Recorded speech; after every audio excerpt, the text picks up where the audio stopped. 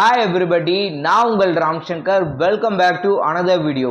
Today we are going to see நண்பன் ஒருவன் வந்த பிறகு.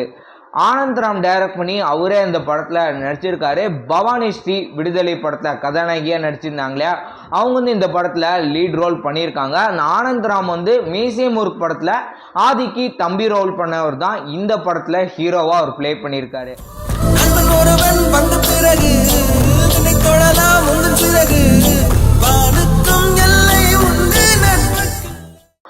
ஆனந்த் அப்படின்ற ஒரு சின்ன வயசில் அவர் வந்து ஒரு ஊரில் வந்து இருந்திருக்காருங்க. ஸோ அந்த ஊரில் இருந்துக்கிட்டு அவர் சென்னைக்கு ஆனந்த் காலனி அப்படின்னு சொல்லி ஷிஃப்ட் ஆகிட்டாங்க. ஷிஃப்ட் ஆனதுக்கப்புறம் அங்கே இவருக்கு புதுசாக ஒரு ஃப்ரெண்ட்ஸ் கேங் கிடச்சிருக்கு. மும்பை இந்தியன்ஸ் அப்படின்னு சொல்லி ஒரு கேங்கும் இருக்குது, இன்னொரு பக்கம் சிஎஸ்கே அப்படின்னு சொல்லி இன்னொரு கேங் இருக்குது. ரெண்டு கேங்குக்கு நடுவிலேயே சண்டை நடக்கிற மாதிரி அந்த காலனியில் இருக்கிறோம். அதுக்கப்புறம் காலனி ஈவெண்ட் அப்படின்ற மாதிரிலாம் நடந்துட்டு இருக்குங்க. பொதுவாக அந்த காலனி அப்படின்னாலே என்ன நடக்கும் இல்லையா, ஸோ அதை வந்து கொடுத்துருக்காங்க. இதுக்கப்புறம் இவரோட கேங்கோட சேர்ந்து என்ஓபி அப்படின்னு சொல்லி காலேஜ் கம்ப்ளீட் பண்ணதுக்கப்புறம் ஒரு ஸ்டார்ட் அப் மாதிரி ஸ்டார்ட் பண்ணுறாரு. அது எப்படி இவருக்கு சக்ஸஸ் ஆகுதா, இவங்களுடைய ஃப்ரெண்ட்ஸ்லாம் கழட்டி விட்டு போனதுக்கப்புறம் மறுபடியும் வந்துட்டு அந்த ஸ்டார்ட் அப் அவர் தொடங்குறாரா இல்லையா அப்படின்றதான் இந்த படத்தோடைய என்டையர் ஸ்டோரி. ஆக்சுவலாக அந்த படத்தோட ட்ரெய்லர் பார்த்ததுக்கப்புறம் இந்த படத்தை போய் பார்க்கணும் அப்படின்ற ஒரு பெருசாக இன்ட்ரெஸ்டே இல்லை. ஆனால் ஒரு காதல் பாட்டோடைய வீடியோ பார்த்ததுக்கப்புறம் தான் படத்தை பார்க்கணும் அப்படின்ற ஒரு ஈர்ப்பே இருந்தது. நல்ல ஒரு ஃப்ரெண்ட்ஷிப் ஸ்டோரி மாதிரியும் லவ்வெல்லாம் நல்லா இருக்குப்பா, என்ன இருக்க போகுது அப்படின்ற ஒரு ஆர்வத்தோட படத்தை போய் பார்க்கலாம் அப்படின்றத ஃபிக்ஸ் பண்ணிட்டேன். சரி, நம்ம ரிவ்யூ சைடில் போய் பார்க்கலாம் அவங்க எப்படி ரிவ்யூ கொடுத்துருக்காங்க. ஏன்னா நம்ம ஒரு பாட்டை வச்சு ஜட்ஜ் பண்ணிட முடியாது படம் வந்து சூப்பராக இருக்க போகுது அப்படின்னு சொல்லி. ஸோ ரிவ்யூ வந்துட்டு நல்லா பாசிட்டிவாக ஒரு மோட்டிவேட்டல் மூவியாக இருக்குது அப்படின்னு சொல்லி கொடுத்துருந்தாங்க. இந்த படத்தை படம் அப்படின்னு சொல்கிறத விட ரியாலிட்டியாக என்ன நடக்குதோ அதை தான் ஆனந்த் ராம் வந்து படமாக வந்து எடுத்திருக்காரு. ஒரு வருஷம் அல்லது ஒரு 2 வருஷம் எடுத்துக்கோங்களேன். மினிமம் எடுத்துட்டிங்கன்னா ஒரு 1 இயர் தான் ஃப்ரெண்ட்ஸ் வந்து நம்மளோட ஒரு ஸ்டார்ட் அப் பண்ணுறோம் அப்படின்றதுல வந்து சப்போர்ட் பண்ணி வந்து இருப்பாங்க. அது எந்த நிலைமையில் போனாலும் கூட மேக்ஸிமம் எடுத்துட்டிங்கன்னா ஒரு 2 இயர்ஸ் வெயிட் பண்ணுவாங்க. அதை தாண்டினதுக்கப்புறம் அவங்க பாட்டுக்கு அவங்க லைஃப் பார்த்துட்டு போகணும், அவங்க வந்து வேலைக்கு ஜாயின் பண்ணணும் அப்படின்றதுலாம் போயிடுவாங்க இல்லையா. அப்போ ஹீரோ மட்டும்தான் வந்து என்ஓபி அப்படின்ற ஸ்டார்ட் அப்பில் இருக்கிறாரு. அப்போ ஃப்ரெண்டு வந்து அமௌண்ட் அப்படின்ற விஷயத்தில் வந்து சப்போர்ட் பண்ணுறாரு. ப்ராக்டிக்கலாக யோசிச்சு பார்த்தீங்க அப்படின்னா அமௌண்ட் அப்படின்ற ஒரு விஷயத்தில் வந்து படித்து முடிச்சதுக்கப்புறம் ஃப்ரெண்ட் அந்த விஷயத்தில் கண்டுக்கவே மாட்டாங்க. அதை தாண்டி மற்ற இதில் தான் வந்து பெரும்பாலும் ஹெல்ப் பண்ணுவாங்க அப்படின்றத சொல்ல. ஜாப் போயிட்டு இருக்கும்போது இந்த மாதிரி அமௌண்ட் இருக்குதுப்பா அப்படின்ற பிரச்சனை எதாவது வந்துச்சுன்னா அந்த இடத்துல கொஞ்சம் தன்னால் முடிஞ்ச அமௌண்ட் வந்து ஃப்ரெண்ட்ஸ் வந்து கொடுப்பாங்க. ஒரு ஐடியா, நம்மலாம் சேர்ந்து ஒரு ஈவெண்ட் ஆர்கனைசேஷன் கம்பெனி ஆரம்பிக்கலாம் மச்சி. இதை தாண்டி இந்த படத்தில் மெயினான ஒரு விஷயம் என்ன அப்படின்னு எடுத்துட்டிங்கன்னா, யூடியூப்பில் நீங்கள் வந்து ஒரு ஷார்ட் ஃபிலிமோ இல்லை வந்து ஒரு வெப் சீரிஸ் மாதிரி நீங்கள் வந்து பண்ணியிருப்பீங்க. அதுக்கப்புறம் ஒரு மூவி ஸ்டார்ட் பண்ணலாம் அப்படின்னு டெபியூ பண்ணும் போது அந்த எப்படி நீங்கள் வந்து ப்ரெசென்ட் பண்ணீங்களோ அதே மாதிரி தான் படத்தை வந்து ப்ரெசென்ட் பண்ணுவீங்க. அந்த மாதிரி தான் ஆனந்த் ராம் வந்து இந்த படத்தை ப்ரெசென்ட் பண்ணியிருந்தார். ஒரு மூவி பார்க்குற மாதிரி நம்ம ஒரு சில இடங்களில் நம்மளுக்கு வந்து ஃபீல் ஆகாது. அந்த ஹோலில் நம்மளுக்கு வந்து ஒரு படம் பார்த்த மாதிரி தான் நம்மளுக்கு வந்து ஃபீல் ஆச்சு. ஒரு எமோஷ்னல் கணக்கெலாம் இந்த படத்தில் வந்து செகண்ட் ஹாஃபில் மெயினாக வந்து கொடுத்துருப்பாங்க. அவர் வந்து ஜாபுக்காக அவர் என்ன பண்ணுறாரு, என்ஓபியை தான் முழுசாக அவர் வந்து நம்பி இருக்கிறாரா, வீட்டில் என்ன மாதிரி இவங்களுக்கு வந்து பிரச்சனை நடக்குது. ஏன்னா வந்து வேலைக்கு போகாமல் வீட்டில் இருந்தாலே பொதுவாக பிரச்சனை நடக்கும் இல்லையா. ஸோ அதை வந்து இந்த படத்தில் வந்து கொடுத்துருப்பாங்க.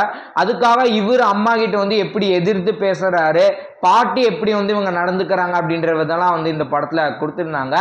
இதில் வந்து ஆர்ஜே விஜய்க்கும் ஆனந்த் ராவுக்கும் இருக்கக்கூடிய ஃப்ரெண்ட்ஷிப் வந்து அந்த ஒரு மணி மூலமா நல்லா ஸ்ட்ராங்காக வந்து காமிச்சிருந்தாங்க. என்ன மாதிரி பசங்களுக்கெல்லாம் மனசில் ஆசைப்பட்டது மறுபடியும் போய் தேடி ஜெயிக்க வாய்ப்பு வருதுன்றதே ரொம்ப அபூர்வம்னா. இஃப்ரான் பொதுவாக ஒரு யூடியூப்பில் நிறைய இடத்துக்கு அவர் எக்ஸ்ப்ளோர் பண்ணி விளாக் பண்ணும்போது அவர் வந்து ஃபன்னியாக காமெடி பண்ணுவார் இல்லையா. ஸோ அதான் இந்த படத்தில் வந்து ஒரு சில இடங்களில் அவர் வந்து காமெடி நல்லா ஒர்க்காக இருந்தது அப்படின்னு சொல்லலாம். அதை தாண்டி பெருசாக அவருக்கு ஸ்க்ரீன் ஸ்பேஸ் கொடுக்கல.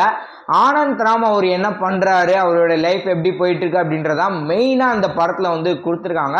அது பக்கம் செகண்ட் ஹாஃபில் வந்து மறுபடியும் அவர் சென்னைக்கு வரும்போது அவருடைய ஃப்ரெண்ட்ஸோட மீட் பண்ணும்போது இஃப்ரான் அப்படின்ற மாதிரி கொடுத்துருப்பாங்க. ஸோ இந்த படத்தில் அவருக்குன்னு இந்த விளாகில் பண்ணுற மாதிரிலாம் நீங்கள் வந்து எக்ஸ்போர்ட் பண்ணிடாதீங்க அப்படின்றத இந்த இடத்துல சொல்லிக்கிறேன்.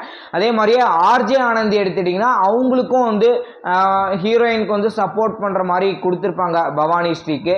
பவானி ஸ்ரீயோட இன்ட்ரோ சீன் வந்து தாஜ்மஹால் அந்த டோருக்கு நடுவில் அவங்க வர மாதிரி ஒரு டிஃப்ரெண்ட்டாக வந்து டைரக்டர் ப்ரெசன்ட் பண்ணியிருந்தாரு. இந்த படத்தில் ஒரு சில இடங்களில் நம்மளுக்கு வெப் சீரிஸ் அந்த யூடியூப்பில் பார்க்குற மாதிரி வந்து ஃபீல் ஆச்சு. ஸோ அதனால தான் ஆரம்பத்தில் உங்களுக்கு சொல்லியிருந்தேன், ஒரு முழுசாக ஒரு படம் பார்க்குற மாதிரியான ஒரு ஃபீல் உங்களுக்கு வந்து வராதுன்னு. இது போக வெங்கட் பிரபு வந்து ஃப்ளைட்டில் ட்ராவல் பண்ணுற அந்த ஒரு சீன் மட்டும் அவர் வந்து வராரு. ஸ்டார்டிங்கில் வருவார், அதே மாதிரியே கிளைமேக்ஸ்லையும் ஒரு வர மாதிரி வந்து கொடுத்துருப்பாங்க. அவர் ஒரு ஜாலியான ஒரு டைப்பாக வந்துட்டு இவருடைய ஸ்டோரியை வந்து கேட்டுட்டு இருப்பாரு. நீ ஏரமான் ஃபேனா? ஆமா சார், ஆனா இளையராஜாவும் பிடிக்கும்.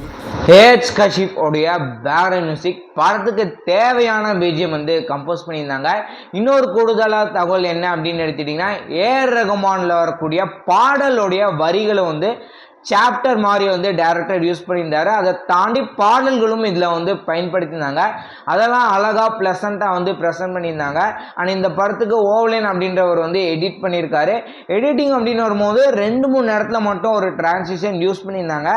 அது நல்லா இருந்தது. நல்ல வேலை அந்த ஒரு டிரான்சிஷனாக எல்லா இடத்துலையும் அவங்க யூஸ் பண்ணியிருந்தாங்க. அப்படின்னா என்னடா யூஸ் பண்ணியிருக்காங்க, இந்த இப்படி யூஸ் பண்ணிட்டாங்களே அப்படின்ற மாதிரி தான் நமக்கு தோணியிருக்கும். தமிழ் செல்வன் அப்படின்ற ஒரு சினிமோட்டோகிராஃபி பண்ணியிருக்காரு.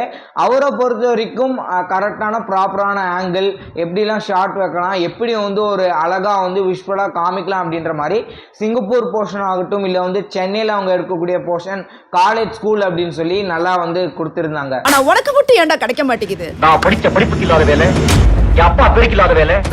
இந்த படத்தில் எனக்கு நெகட்டிவாக பட்டது ஆர்ஜே ஆனந்தி, அதுக்கப்புறம் இஃப்ரான், இவங்களோட ரோல் பெருசாக கொடுக்கல. அதை வந்து நல்ல ஒரு காமெடி மாதிரி வந்து நல்லா இவங்களோட கேரக்டர் வந்து எழுதியிருக்கலாம். என்னதான் வந்து ஆனந்தரா மெயினாக இருந்தாலும் இவங்களுடைய கேரக்டர் வந்து நல்லா எழுதியிருக்கலாமோ அப்படின்ற மாதிரி எனக்கு தோணுச்சு.